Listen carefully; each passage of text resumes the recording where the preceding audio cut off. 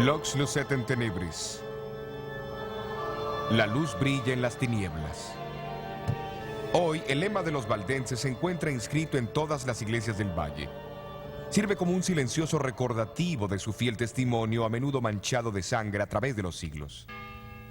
Sin embargo, el símbolo profético de la mujer en el desierto no solo se aplica a los valdenses, incluye a todos aquellos cuya fe en Dios y en su palabra los hizo contrariar las corrupciones y las falsas enseñanzas de la iglesia.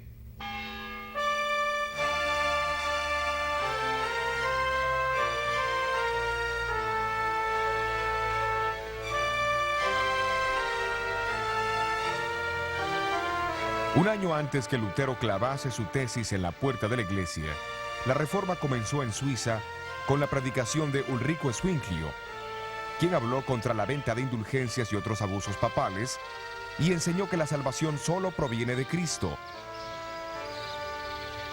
Pero no fue de Lutero que aprendió estas cosas, fue por el estudio de las Escrituras. En los estados alemanes, Lutero se destacó entre todos los reformadores, pero en los distritos suizos muchos hombres piadosos fueron campeones de la fe. Muchos de los reformadores sobresalientes son recordados en este monumento de la Reforma en Ginebra. Guillermo Farel, llamado por algunos como el Lutero de la Suiza francesa. Juan Calvino y Teodoro Beza, sucesor y biógrafo de Calvino. Calvino nació en Francia y fue guiado a la fe de la Reforma por su primo, Pedro Olivetan, que más tarde fue quien tradujo la Biblia al francés para los valdenses. A la edad de los 25 años, Calvino fue a Basilea en Suiza. Allí completó y publicó lo que probablemente fue el volumen más influyente de la Reforma protestante, la institución de la religión cristiana.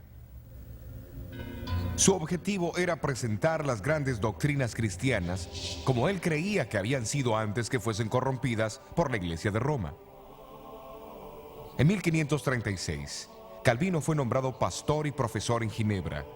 La Catedral de San Pedro vino a ser su púlpito. Pero sus palabras no se limitaron a los confines de este edificio.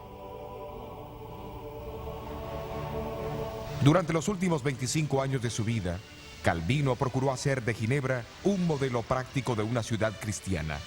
Bajo su influencia, Ginebra llegó a ser un centro para la fe reformada en Europa.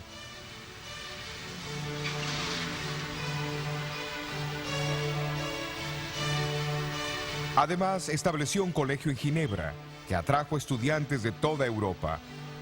Al completar sus estudios, los graduados regresaban a sus tierras para difundir los principios de la Reforma.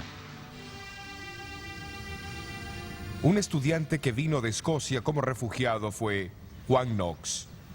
Llegó a ser íntimo amigo y ardiente discípulo de Calvino.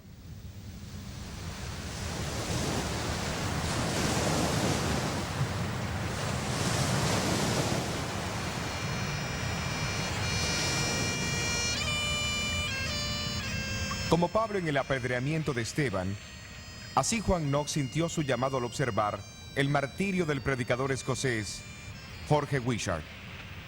Aquí al frente del castillo de San Andrés, las letras GW marcan el lugar donde Wishart fue quemado en la hoguera en 1546. Más tarde Knox regresó a Escocia y vino aquí a San Andrés, centro eclesiástico de Escocia en el siglo XVI. Su catedral era una de las más grandes del cristianismo.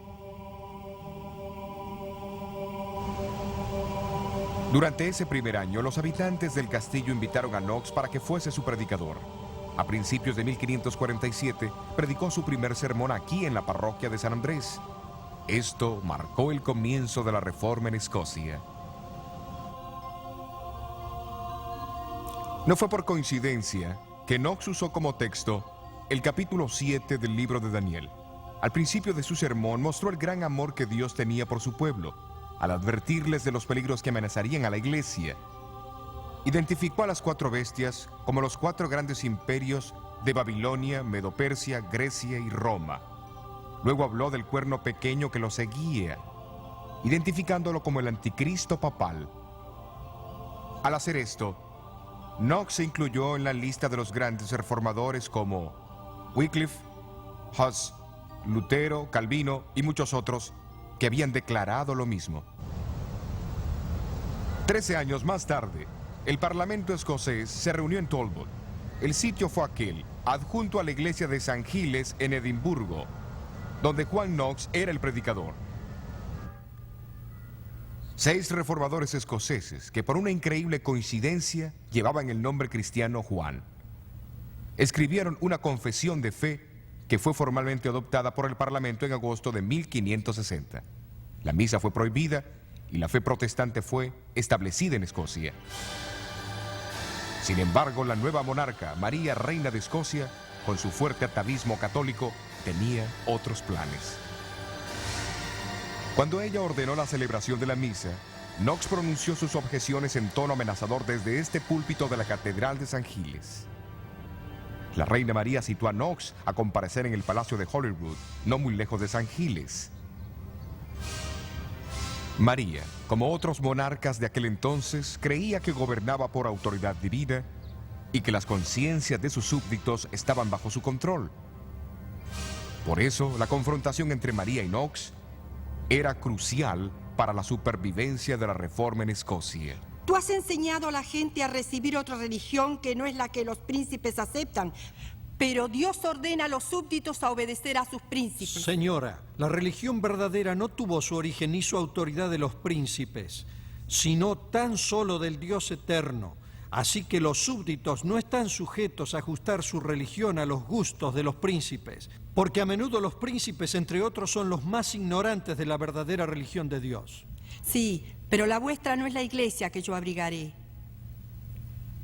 Yo defenderé la iglesia de Roma, porque creo que es la verdadera iglesia de Dios.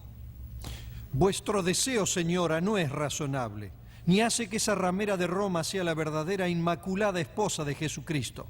La iglesia de Roma se ha apartado de la religión que los apóstoles enseñaron y establecieron. Mi conciencia no lo dice así.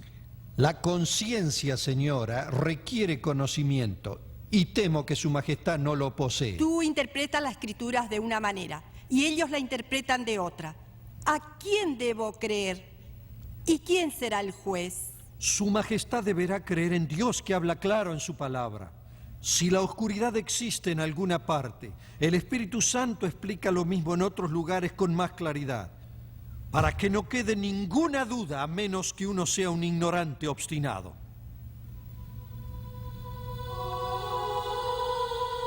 Ante Carlos V en Worms y de Knox ante la reina María en Holyrood, los momentos más dramáticos de la reforma fueron los de Lutero. En ambos casos, la victoria favoreció a los individuos que tenían una fe inconmovible en Dios y en la verdad de su causa.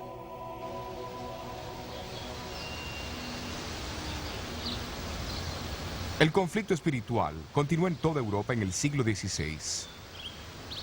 En Inglaterra, la reforma formal que resultó del desprendimiento de Roma por Enrique VIII en 1534 fue en gran parte política, pero en los años que siguieron se levantaron hombres determinados a traer los principios bíblicos de vuelta a la Iglesia de Inglaterra. Esto no ocurriría sin una gran oposición. María Tudor, la hija de Enrique, asumió el trono en 1553 e inmediatamente decidió restituir Inglaterra a la Iglesia romana. Durante su reinado de 5 años, unos 300 protestantes fueron quemados en la hoguera. La descripción de la Iglesia por Juan, desde el tiempo de la cruz en adelante, pinta al pueblo de Dios como siendo acusado por Satanás y soportando gran sufrimiento hasta la misma muerte. Aquí en este patio está el monumento a los mártires. Registra más de 18.000 mártires de Jesucristo. Cerca de 100 de ellos fueron ejecutados en Edimburgo y la gran mayoría están sepultados aquí. Pero luego Juan añade las siguientes palabras de triunfo en Apocalipsis 12:11. Y ellos le han vencido por la sangre del Cordero y por la palabra de su testimonio, y no han amado sus vidas hasta la muerte. Hubo 3 hombres en Inglaterra, cuyo martirio puede representar a todos aquellos que no huyeron de la muerte durante los largos años de persecución.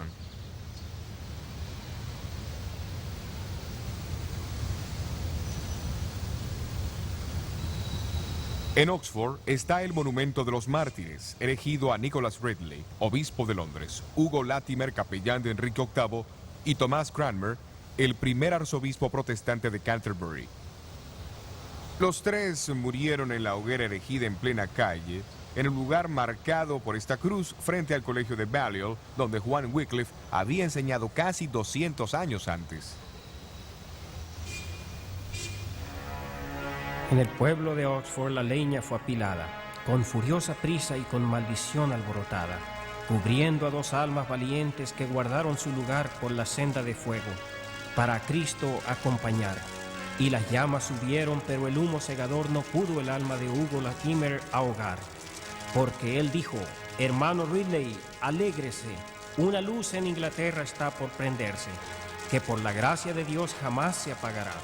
Y el susurro de ese discurso resonó por doquier: jamás se apagará la luz de Latimer, aunque los vientos la hagan estremecer. La luz de Latimer brilló para quedar hasta que el día del juicio llegue a triunfar.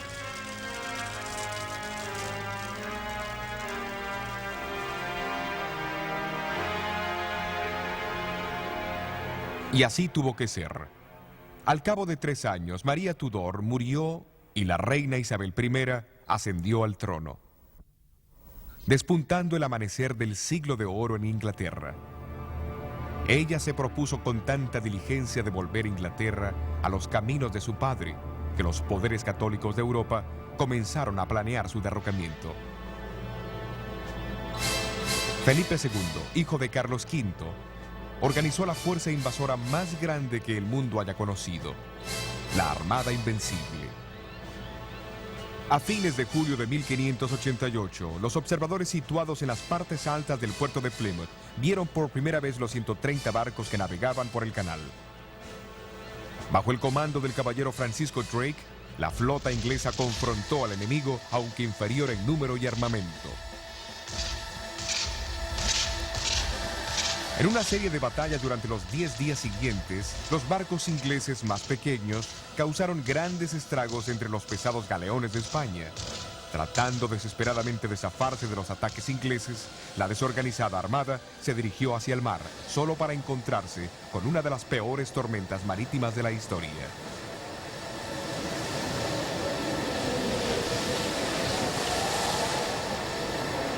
Sacudida a lo largo de la costa de Noruega y arrojada contra las rocas de las Islas Shetlands, Orcadas y Hebridas, e impelida nuevamente hacia el sur a Irlanda, la armada huía aunque nadie la perseguía. De los 30.000 hombres a bordo, apenas 10.000 regresaron a España. Felipe II y los reinos católicos quedaron atónitos.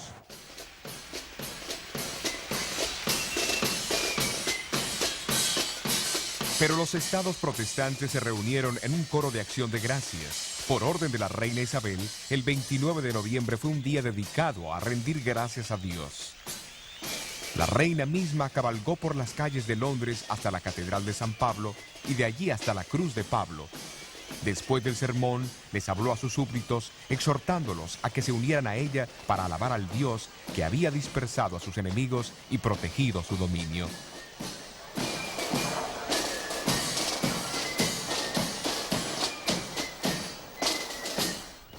Aquí en Plymouth, en el monumento que conmemora la escena de la Armada, aparecen grabadas estas palabras enigmáticas.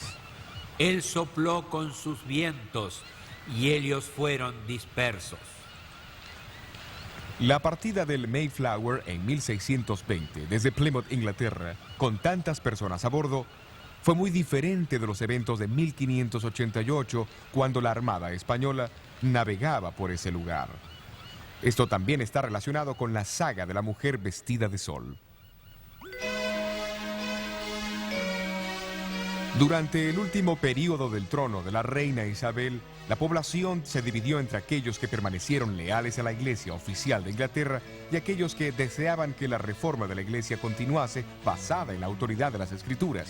Conocidos como puritanos y separatistas, estos no conformistas fueron finalmente perseguidos por sus creencias y muchos de ellos emigraron hacia Holanda. Entre estos estaban los primeros peregrinos, que navegaron a bordo del Mayflower desde Holanda por el puerto de Plymouth, con destino al Nuevo Mundo. Cuando los puritanos se separaron de la iglesia inglesa, se habían comprometido solemnemente a caminar juntos en todos los caminos de Dios que ya conocían o que irían a conocer. Esta era la razón vital del protestantismo.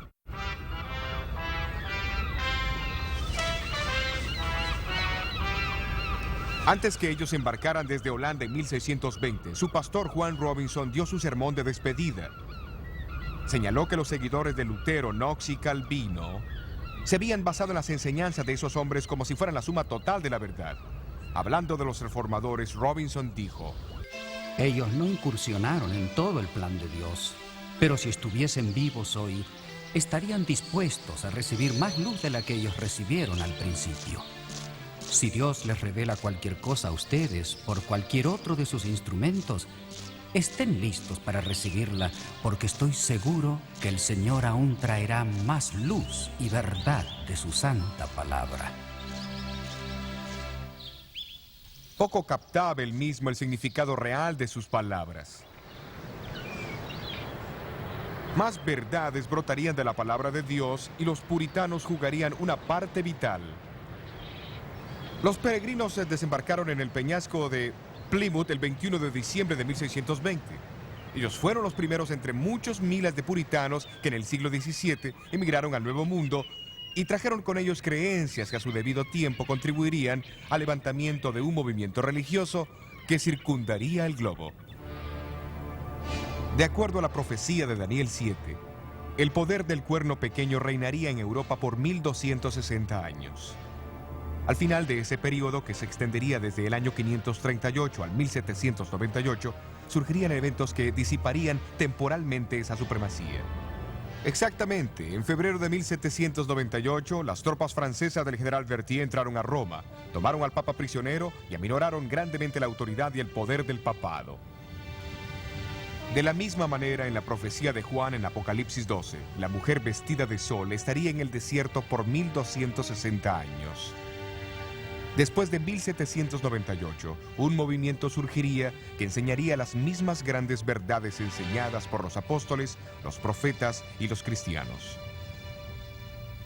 Grandes verdades tales como la salvación por la gracia de Dios a través de la fe en Cristo solamente, el ministerio sumo sacerdotal de Cristo, el sacerdocio real de todos los creyentes, la obediencia a todos los mandamientos de Dios, el bautismo del creyente y la suficiencia y autoridad de la Escritura sobre la tradición estaban entre lo que la iglesia primitiva enseñaba.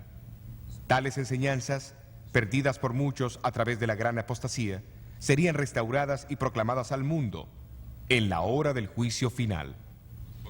Jesús dijo que el evangelio debía ser predicado en todo el mundo y entonces vendría el fin. El clímax del prolongado conflicto entre Cristo y Satanás está descrito en Apocalipsis 12:17. Entonces el dragón fue airado contra la mujer y se fue a hacer guerra contra los otros de la simiente de ella, los cuales guardan los mandamientos de Dios y tienen el testimonio de Jesucristo. El concepto bíblico de remanente significa un grupo de personas de cualquier edad que haya sobrevivido a la calamidad y sea leal a Dios y a los principios de su palabra en un tiempo de apostasía final. Sin embargo, la escena de Apocalipsis 12 deja claro que hace referencia a los descendientes espirituales de la mujer en el tiempo del fin. Eso es después de 1798. Ellos pertenecen a la digna línea de herederos espirituales entre los escogidos de Dios, que han sobrevivido a los furiosos ataques del dragón a través de la historia.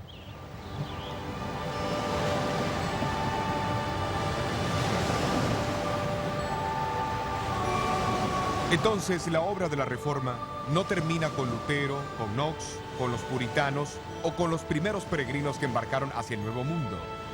Es un proceso que marcha hacia adelante y su próxima fase nos señala hacia los comienzos del siglo XIX en América y el surgimiento de un movimiento profético que rápidamente capturó la atención de muchos alrededor del mundo.